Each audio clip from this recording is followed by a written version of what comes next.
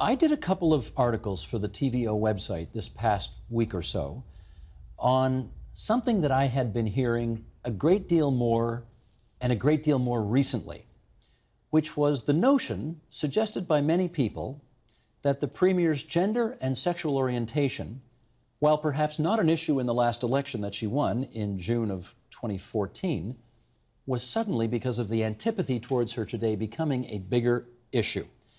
And, you know, you don't have to go on Twitter for too long to find some extremely homophobic and misogynistic comments about this Premier. I don't know if you've polled on that specifically. If you have, what have you found out? We looked at the whole same-sex issue right as soon as she became leader, because it was a big issue that that's more than 4 years ago. Then. Right. Well, but one of the things that we did there is that we looked at for instance, there's traditionally a type of liberal that is socially pretty conservative, and it's sort of like an Ottawa Valley liberal, for lack of a better term. And we found those people were not voting on that. In all the verbatims we looked at, nobody said anything that had anything remotely to do with their sexual orientation. And one of the things that we've done is that we do this poll every month. And so we've got literally 18,000 people responding to our polls since the last election. And we've tracked the decline in the Liberal vote over time. And it's not happening more with men or more with women or more with young people or more with old people. She's losing every group pretty steadily over time. So I don't see any signs, either in the verbatims or in the demographic patterns, that something is going on here, even regionally. Right. I mean, she's in a point now where the Liberals are only 4 points ahead of the Tories in downtown Toronto, in central Toronto. That's amazing. I mean, that is remarkable. Okay, I've got to ask the logical follow-up, which is, are people simply too polite to tell you, yes, I have a problem with the Premier because she's a woman, or yes, I have a problem with the Premier because of her sexual orientation? No one's going to say that to a pollster, are they? Have you read comments on the internet? I sure have. They're awful. And, of course, they're also anonymous on the internet. Fair enough, but they're generally anonymous in our processes, and we get lots of ugly things from time to time. I just don't see it. Maybe it's there, but I don't see it. Okay. What I see is people feeling disappointed. They were excited by Kathleen Wynne. When Kathleen Wynne became the Premier, they thought that was a breath of fresh air, that she would take a fresh look at things, and that she would shake things up. And instead, it's like she's become the defender-in-chief. That every crazy thing the Liberals do, it takes weeks and weeks and months of pressure before she'll finally say, oops, I'm sorry, we made a mistake. And people are not seeing her looking at it and taking her side, right?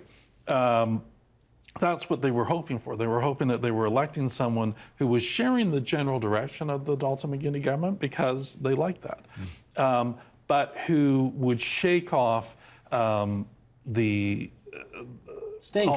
Well, not the stink, but the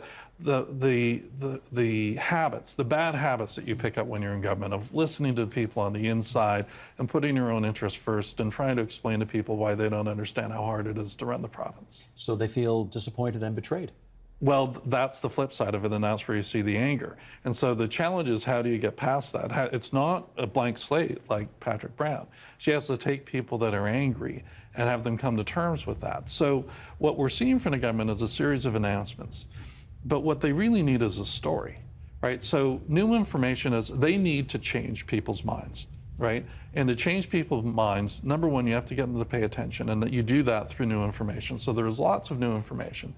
But you use the new information to take them on an emotional journey, where at the end of that, they can say, okay, I understand. She gets how mad I am, and she is going to do something about it.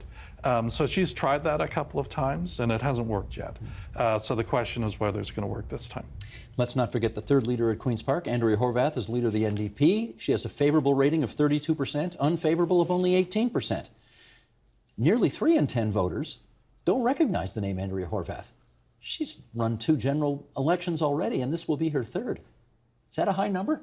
Actually, it's quite a high awareness number for someone in opposition, right? The joke about opposition leaders is that they're the people that had the cloak of invisibility before Harry Potter found it.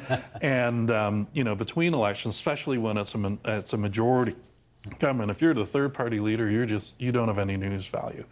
And so her challenge is to break through in the news and to become relevant.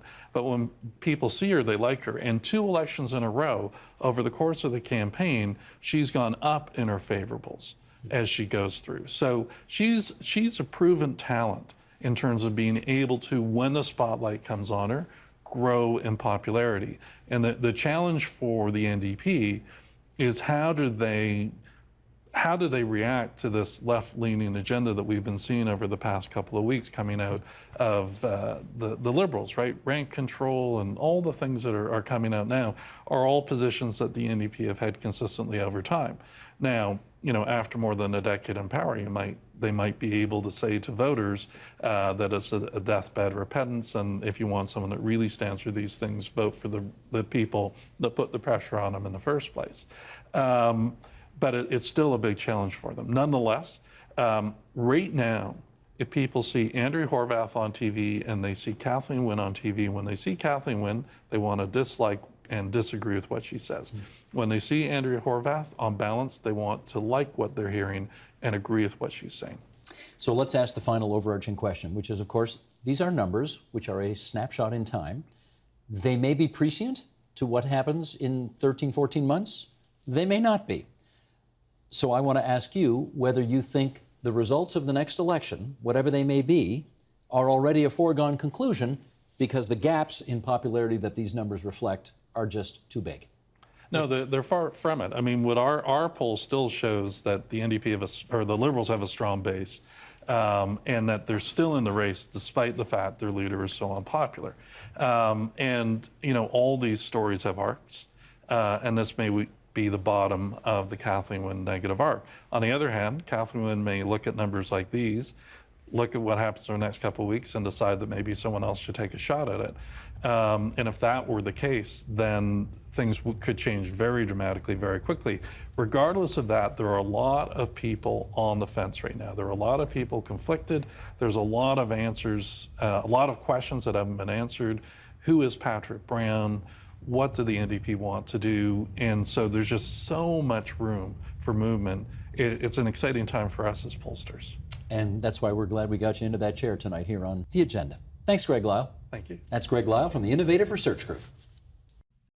Help TVO create a better world through the power of learning. Visit TVO.org and make a tax-deductible donation today.